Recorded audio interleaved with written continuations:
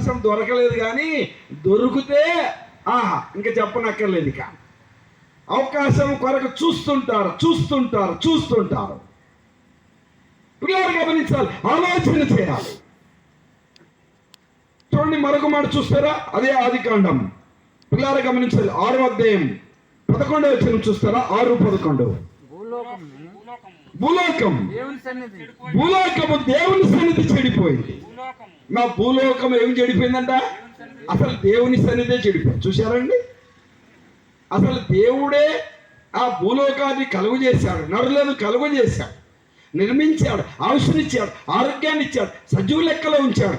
ఆయనకే ఆ భూలోకంలో దేవుని సన్నిధే లేదు. అక్కడ సన్నిధికి విలువ ఇచ్చేవారు లేదు. నాటి దినాల్లో నేటి దినాలా? దేవుని సన్నిధి, ఆనాటి దినాల్లో దేవుని సన్నిధి, నేటి దినాలలో దేవుని మందిరం, నేటి దినాలలో దేవుని సంఘం. భూలోకంలో దేవుని సన్నిధి చెడిపోయింది. అమ్మా, దేవుని సన్నిధికి ఎలాంటి విలువ ఇస్తున్నావు? దేవుని సంఘానికి ఎలాంటి విలువ ఇస్తున్నావు? పనికైతే టయానికి వెళ్తావు, డ్యూటీకి టయానికి వెళ్తావు, తింటాము టయానికి తింటావు, స్కూల్లో పిల్లోడిని స్కూల్కి టయానికి పంపిస్తావు. మందిరానికి టయానికి వెళ్తున్నావా? ఏంటి చెప్పండమ్మా, మందిరానికి టయానికి వెళ్తున్నావా?